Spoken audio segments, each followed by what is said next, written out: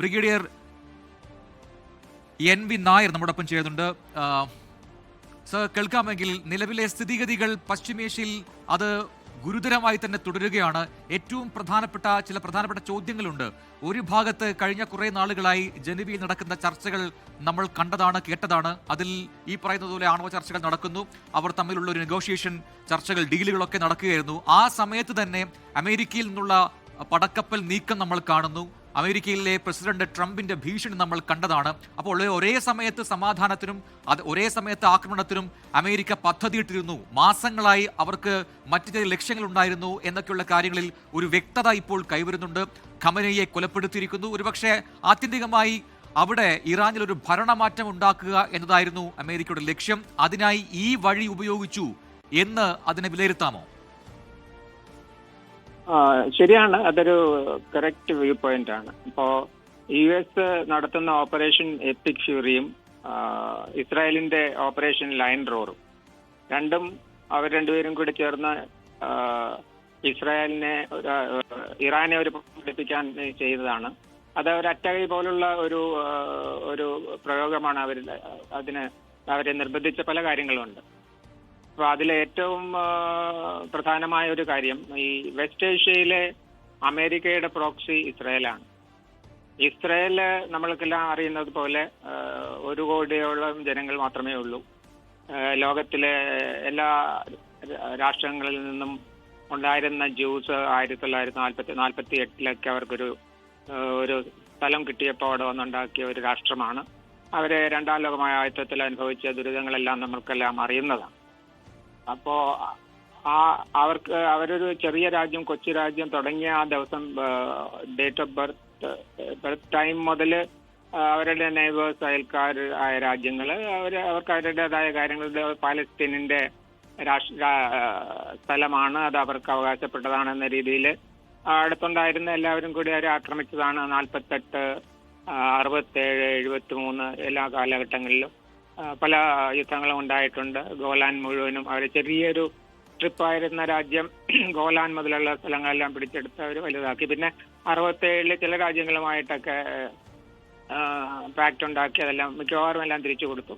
അപ്പോൾ ഇസ്രായേലിന് അവരുടെ എക്സിസ്റ്റൻസ്, അവരുടെ അസ്തിത്വത്തിനുള്ള ഒരു യുദ്ധമാണ്. അപ്പോൾ നമുക്കറിയുന്നത് പോലെ മണലാരണ്യത്തെ അവരുടെ ജീവിക്കാനുള്ള ത്വര കൊണ്ട് എല്ലാ കാര്യങ്ങളിലും, ടെക്നോളജിയിലാണെങ്കിലും അഗ്രികൾച്ചറിലാണെങ്കിലും സ്വയം പര്യാപ്തത നേടി എല്ലാവർക്കും ഒരു എക്സാമ്പിളായി തീർന്ന ഒരു രാഷ്ട്രമാണ് ഇസ്രായേൽ. ഇസ്രായേലിലെ അമേരിക്കയുമായിട്ടുള്ള ബന്ധം എന്താണെന്ന് വെച്ചാൽ, അമേരിക്കയിലെ നല്ല ശതമാനം സാമ്പത്തിക പ്രാപ്തിയുള്ള ജ്യൂഷ് പോപ്പുലേഷൻ ഉണ്ട്. അവരുടെ ജ്യൂഷ് ഇൻട്രസ്റ്റിനെ കൂടി കാത്തുകൊള്ളാനായിട്ടാണ് ഈ പ്രസിഡന്റ് ഓഫ് അമേരിക്ക ഇസ്രായേൽ ഉള്ള എല്ലാ ടെക്നോളജി ആണെങ്കിലും ഫണ്ട്സിന്റെ കാര്യങ്ങളാണ് എല്ലാം ഹെൽപ്പ് ചെയ്തുകൊണ്ടിരിക്കുന്നത്. അപ്പോൾ ഇവിടെ ഈ വെസ്റ്റ് ഏഷ്യയിൽ ഉള്ള രാജ്യങ്ങൾ പ്രധാനമായിട്ടും ഇവരെ അംഗീകരിക്കാത്തത് ഇറാനാണ്. ഇറാൻ 79 വരെ നമുക്കെല്ലാം അറിയുന്നത് പോലെ ഷാ ആയിരുന്നു. അപ്പോൾ അവരും അമേരിക്കയായിട്ടുള്ള നല്ല ബന്ധമായിരുന്നു. പക്ഷെ 79 ഷായെ അവിടെ നിന്ന് നിഷ്കാസിതനാക്കി. അപ്പോഴാണ് തിയോക്രാറ്റിക് സ്റ്റേറ്റ് ആയിട്ടുള്ള അയ്യത്തുള്ള അലി ഖൊമീനി വരുന്നത്. അവരിൽ റോഹല്ല ഖൊമീനിയാണ് 79 മുതൽ 89 വരെ അവിടുത്തെ അയ്യത്തുള്ള ആയിരുന്നത്. അത് കഴിഞ്ഞിട്ടാണ് ഇപ്പോഴത്തെ അയ്യത്തുള്ള അലി ഖൊമീനി അദ്ദേഹത്തിന്റെ സ്ഥാനത്ത് വരുന്നത്. അപ്പോൾ ഒരു 37 വർഷമായിട്ട് ഇറാന്റെ എല്ലാ കാര്യങ്ങളിലും ആത്യന്തികമായ തീരുമാനങ്ങളും മാർഗദർശനവും ഒക്കെ ചെയ്തുകൊണ്ടിരിക്കുന്നത് അയ്യത്തുള്ള അലി ഖൊമീനി ആയിരുന്നു. പക്ഷേ ഇവരുടെ ഇസ്രായേലിനെതിരായിട്ട് ഒരു ആണവ ആയുധം ഉണ്ടാക്കണമെന്നൊരു അവരുടെ നിലനിൽപ്പിന്റെ കാര്യമാണ് ഇറാന്. ബിക്കോസ് ഇസ്രായേലിന്റെ കയ്യിൽ ആണയായുധമുണ്ട്. അവരുടെ ഏറ്റവും വലിയ ശത്രു ഇറാനാണ്. അപ്പൊ അതുകൊണ്ടൊരു ഡിറ്ററൻസ് എന്ന രീതിയിൽ അവർക്ക് ഇറാന് ഒരു ന്യൂക്ലിയർ വെപ്പൺ വേണം എന്നുള്ള ഒരു ആശ ഉണ്ടാകുന്നതിൽ അത്ഭുതമൊന്നുമില്ല. അപ്പോൾ അതുകൊണ്ടാണ് അവരുടെ ഈ അണു സമ്പുഷ്ടീകരണങ്ങളെല്ലാം നടത്തിക്കൊണ്ടിരുന്നത്. അങ്ങനെ ചെയ്യാണ്ടിരിക്കുന്നതിന് വേണ്ടിയിട്ടാണ് 2015 ഈ 5 പെർമനന്റ് UN പെർമനന്റ് മെമ്പേഴ്സും കൂടി അവർ അമേരിക്ക ഇസ്രായേലിനും വേണ്ടി കൂടി ഇറാനുമായിട്ട് ഒരു പാക്ട് ഉണ്ടാക്കുന്നത്. അവരുടെ സമ്പുഷ്ടീകരണം ഒരു 5% നിർത്താം എന്ന് വെച്ചാൽ 5% ഉള്ള യുറേനിയം ഉണ്ടെങ്കിൽ അത് ഊർജമുണ്ടാക്കാൻ ഇലക്ട്രിസിറ്റി പ്രൊഡക്ഷൻ അത്രയും മതി, അതിൽ മുൻപേ പോകേണ്ട കാര്യമില്ല. അപ്പോൾ അതിനെ ഓവർസീ ചെയ്യാൻ വേണ്ടി ഇന്റർനാഷണൽ ആറ്റമിക് എനർജി അസോസിയേഷന്റെ സയന്റിസ്റ്റിന്റെ സൂപ്പർവിഷൻ എല്ലാം അനുവദിച്ചിരുന്നതാണ്. പക്ഷെ അതിൽ നിന്ന് ഈ പാക്റ്റിൽ നിന്ന് അമേരിക്ക പുറകോട്ട് പോകുന്നു. പിന്നെ ഇവരെ ഈ നിരീക്ഷണത്തിന് സമ്മതിക്കുന്നില്ല. അങ്ങനെയുള്ള കാര്യങ്ങൾ വന്നപ്പോഴാണ് കഴിഞ്ഞ വർഷം ജൂണിൽ നമ്മൾ കണ്ടല്ലോ. അപ്പൊ അവരുടെ സമ്പുഷ്ടീകരണം ഏതാണ്ട് 50% വരെ 60% ആണെന്ന് തോന്നുന്നു എത്തി നിൽക്കുന്ന സമയത്താണ്. അപ്പൊ അതിനു മുമ്പാണെങ്കിലും ഇസ്രായേൽ ഇവരുടെ പരീക്ഷണശാലകളിൽ ബോംബിട്ടിട്ടുണ്ട്. അപ്പോൾ അവരെ ഇങ്ങനെ ഒരു അണു വെപ്പൺ ഗ്രേഡ് ആകുന്ന ഒരു 90% സമ്പുഷ്ടീകരണം നടക്കുമ്പോഴാണ്. അതിൽ നിന്ന് ഇങ്ങനെ അവരെ റിട്ടാർഡ് ചെയ്തുകൊണ്ടിരിക്കുകയാണ്. ഒരു 5 വർഷം ഇങ്ങനെ അവരുടെ ലാബിനെ ആക്രമിച്ചു കഴിഞ്ഞപ്പോൾ 5 വർഷം പുറകോട്ട് പോയി. കഴിഞ്ഞ വർഷം ഈ 3 സൈറ്റ് നമുക്ക് എല്ലാവരുടെയും നാവിലുള്ള 3 സ്ഥലങ്ങൾ ആക്രമിച്ചു. എന്നിട്ട് ട്രംപ് പറഞ്ഞത് ഇവരുടെ എല്ലാ ശേഷിയും ഞാൻ നശിപ്പിച്ചു വന്നു. പക്ഷെ അത് ശരിയല്ല. അതില് ഒന്നാമത് അത് സമ്പുഷ്ടീകരിച്ച കുറച്ച് അവരെ ഏതായാലും ഇന്റലിജന്റ് ആൾക്ക് ഇങ്ങനെ ഇത് എപ്പോഴും ഒരു ടാർഗറ്റ് ആണെന്ന് ഇറാൻ അറിയാം. അതുകൊണ്ട് സമ്പുഷ്ടീകരിച്ചിട്ടുള്ള യുറേനിയം അവരവിടെ നിന്ന് മാറ്റി കാണുമെന്നുള്ള ഒരു സംശയമില്ല. വ്യക്തമാണ്. ആ യുറേനിയം എവിടെ എന്ന ചോദ്യവും ഇപ്പോൾ വരുന്നുണ്ട്. അന്ന് തകർപ്പെട്ടു അല്ലെങ്കിൽ മാറ്റി എന്നൊക്കെ പറയുന്ന യുറേനിയം അത്രമാത്രം വലിയൊരു ശേഖരം ഉണ്ടായിരുന്നു. അത് ഇപ്പോഴെവിടെ എന്ന ചോദ്യവും ഈ ഘട്ടത്തിൽ പ്രസക്തമാകുന്നുണ്ട്. Brigadier NV Nair.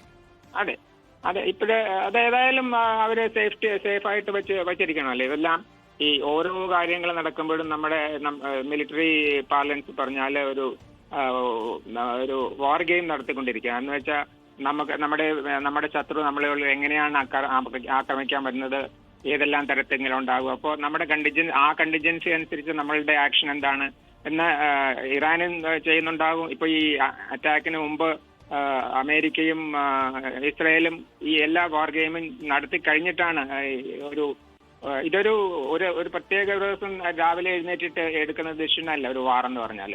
അതിന് വേണ്ടിയിട്ട് മാസങ്ങളോളമുള്ള പ്ലാനിങ്ങും അതിന്റെ റിഹേഴ്സൽസും പല ടൈം അപ്പ് ലൂസൻസ് എന്നൊക്കെ ചെയ്തിട്ടാണ് ഇന്നലെ നമ്മളെല്ലാം രാവിലെ എഴുന്നേറ്റപ്പോൾ കേട്ട ഈ ഒരു ആക്രമണം ഉണ്ടാകുന്നത്. അതനുസരിച്ചാണ്. അപ്പോൾ അയ്യത്തുള്ള ഖൊമീനി കൊല്ലപ്പെടുമെന്ന് നമ്മളാരും വിചാരിച്ചില്ല. അപ്പോൾ മിലിറ്ററിലി നമ്മൾ ഇതിനെ വിശകലനം ചെയ്താൽ മിലിറ്ററിലി ഒരു ഫേസ് 1 സക്സസ് അമേരിക്കയ്ക്കും ഇസ്രായേലിനുമാണ്. ഇതിലൊരു രണ്ടുപേരും കൂടി നമ്മളൊന്ന് കമ്പയർ ചെയ്ത് നോക്കിയാൽ അമേരിക്ക മിലിറ്ററിലി ഏറ്റവും നമ്പർ 1 ആണ്. അതിന്റെ അടുത്ത് പോലും അടുത്ത വേറൊരു രാജ്യത്തിന് എത്താൻ പറ്റുകയില്ല. അവർക്ക് ഈ പറഞ്ഞ പോലെ പല സ്ഥലത്തും ഈ നമ്മുടെ എത്തിന് മുഴുവനും അവർ പല ഭാഗങ്ങളായിട്ട് ഭാഗിച്ച് അവിടെയെല്ലാം അവരുടെ ഓരോ കമാൻഡുണ്ട്. ഇപ്പോൾ ഈ വെസ്റ്റ് ഏഷ്യ, നമ്മുടെ ഈ ഏഷ്യയൊക്കെയുള്ള സ്ഥലത്ത് സെൻട്രൽ കമാൻഡാണ് അവരുടെ സെൻകോം എന്ന് പറയും. അതാണ് എന്തെങ്കിലും ആവശ്യത്തിന് അവരുടെ ഇടപെടൽ വേണമെന്നുണ്ടെങ്കിൽ അവരുടെ മിലിറ്ററി വരാനുള്ള അതിന്റെ ഹെഡ്ക്വാർട്ടേഴ്സ്, അതിന്റെ ടാക്ടിക്കൽ ഹെഡ്ക്വാർട്ടേഴ്സ് ഖത്തറിലെ ദോഹയിലാണ്. അപ്പോൾ ഈ വെസ്റ്റ് ഏഷ്യയിലെ ഒരു 19 ബേസസ് ആണ് അമേരിക്കക്കുള്ളത്. അവിടുത്തെ ഒരു 8 രാജ്യങ്ങളിലെ 19 ബേസസ് ആണുള്ളത്. അപ്പോൾ എന്താണ് നേവൽ എവിടെയായിരുന്നു? ഒമാനിലുണ്ട്, കുവൈത്തിലുണ്ട്, പിന്നെ ബാക്കിയെല്ലാം ബേസിക്കലി എയർഫീൽഡ്സ് ആണ്. അവരുടെ ബൂട്ട്സ് ഓൺ ഗ്രൗണ്ട് അവർ ഇഷ്ടപ്പെടുന്നില്ല. അവർക്ക് എപ്പോഴും ഒരു തോൽവി ഉണ്ടായിരിക്കുന്നത് വിയറ്റ്നാമിലാണെങ്കിലും വർഷങ്ങൾക്ക് ശേഷം അവിടുന്ന് വളരെ ഇഗ്നോണിമസ് ആയിട്ട് പുറത്തു പോകേണ്ടി വന്നു. ഈ കുറച്ചൊരു 10 വർഷം മുമ്പ് 21 അഫ്ഗാനിസ്ഥാനിൽ നിന്ന് 20 വർഷത്തെ അധിനിവേശത്തിന് ശേഷം അവർക്ക് പുറകോട്ട് പോകേണ്ടി വന്നു. പക്ഷെ വെനീസുലയിൽ അങ്ങനെയല്ല നടത്തിയത്. വിത്ത് ടെക്നോളജി, ഡ്രോൺസ്, പിന്നെ ഈ പറഞ്ഞ പോലെ സ്റ്റണ്ണിങ് വെപ്പൺ, സോഫ്റ്റ് സ്കിൽ, അതെല്ലാം വഴിയാണ് ഒരു ഒരു പ്രസിഡന്റിന് വെനീസിനും പ്രസിഡന്റിനെ വിത്തൗട്ട് അവർക്ക് ഒരു ഇഞ്ചുറി കൂടാതെ അദ്ദേഹത്തിനെ അവിടെ നിന്ന് പിടിച്ചുകൊണ്ട് പോകാൻ അവർക്ക് പറ്റി. ഇവിടെയും ഈ പറഞ്ഞതുപോലെ ഫേസ് 1 ഇന്ന് രാവിലെയാണ് ഖൊമേനി മരിച്ചുപോയി എന്നുള്ള കാര്യം സ്ഥിരപ്പെടുത്തി അറിയുന്നത്. അത് അവരുടെ ഫേസ് 1 ആയിട്ട് തന്നെ അവര് അത് സാധിച്ചെടുത്തതാണ്.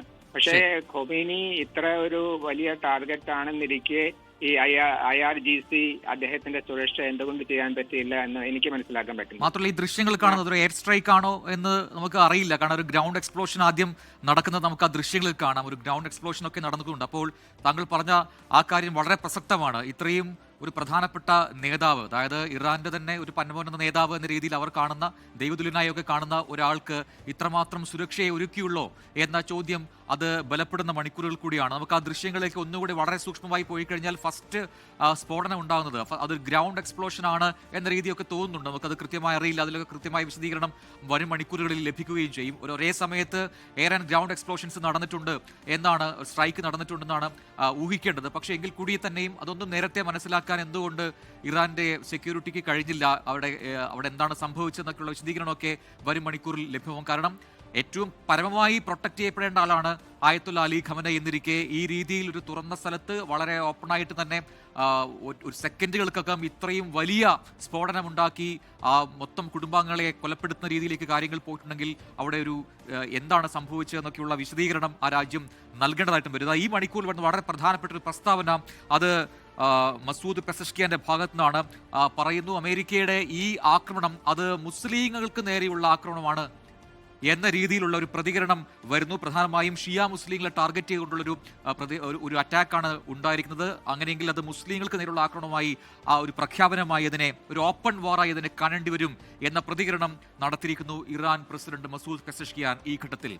ലോകത്തെവിടെയായാലും ഏത് സമയത്തും 24 വാർത്തകളും ഓഗ്മെന്റഡ് റിയാലിറ്റി പാക്കേജുകളും എക്സ്പ്ലെയിനറുകളും വിശദമായി കാണാൻ ഞങ്ങളുടെ യൂട്യൂബ് ചാനൽ നിങ്ങൾക്ക് സബ്സ്ക്രൈബ് ചെയ്യാം.